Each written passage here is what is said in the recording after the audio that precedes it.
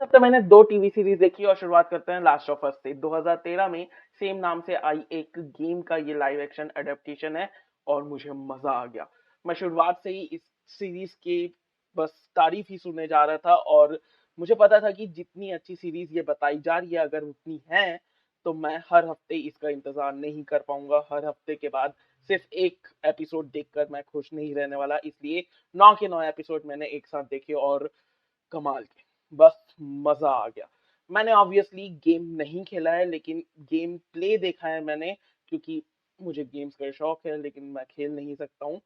तो बहुत सारी चीज़ें बहुत सारी चीज़ें काट दी गई हैं, हटा दी गई हैं, लेकिन ओवरऑल जो इमोशन हमें डिलीवर हुआ है जोल और एली के बीच में, मज़ा आ जाता है और हम उन कैरेक्टर्स से और जुड़ पाते हैं। उनको प्ले कर रहे हैं पेड्रो पास्कल, तो उनकी तो तारीफ करने की कोई ज़रूरत ही नहीं है। वो ब्रिलियंट एक्टर हैं और जोल का परफॉर्मेंस भी उन्होंने कमाल का दिया है।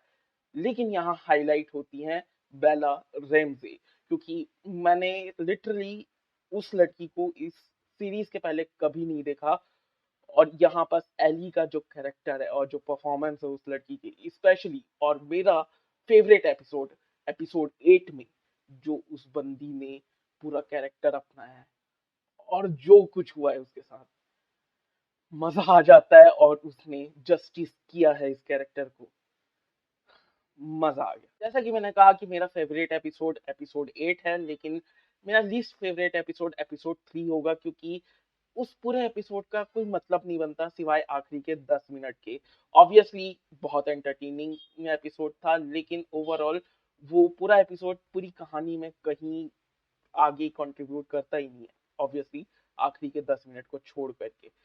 बहुत एंटरटेनिंग था लेकिन अननेसेसरी बोलूंगा मैं। हालांकि बिल और फ्रैंक के रिलेशनशिप को बहुत अच्छे तरीके से एक्सप्लोर किया गया compare to the original game, लेकिन फिर भी उस पूरे एपिसोड की कोई जरूरत नहीं थी आखिरी के 10 मिनट को छोड़कर। इसके अलावा सिर्फ एक चीज और मुझे पसंद नहीं है कि इन्होंने इन्फेक्टेड के ऊपर बिल्कुल भी फोकस नहीं किया गया है और ना ही एक्शन के ऊपर।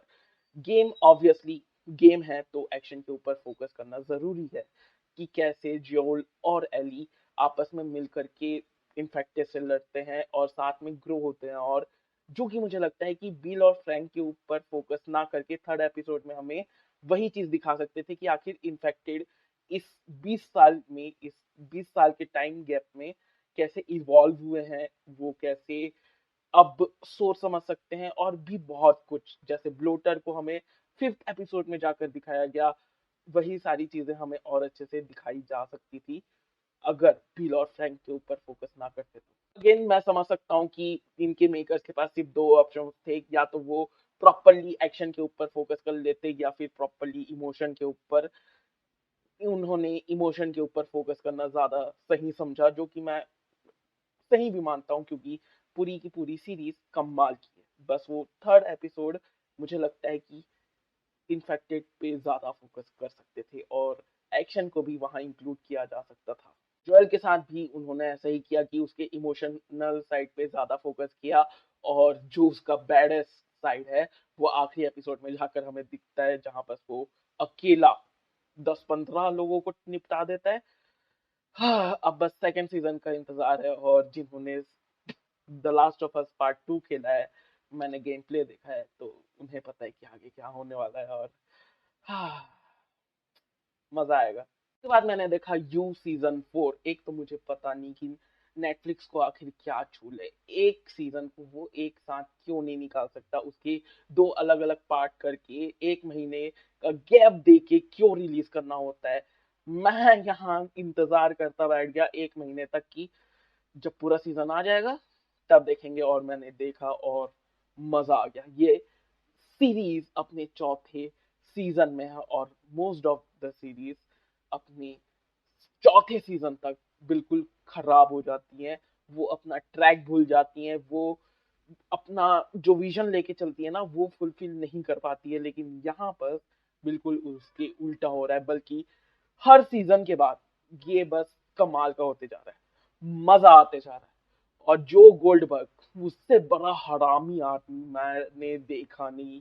खास करके जो क्लाइमैक्स है ना इस सीजन का, उस बंदे को मैं तड़प तड़प के मरता हुआ देखना चाहता हूँ। मतलब पूरे टीवी हिस्ट्री में जितनी घटिया मौत हो सकती है ना, जितनी वाहियात मौत किसी को ना मिली हो, वो मौत के साथ मैं इस आदमी को मरते हुए देखना चाहता हूँ।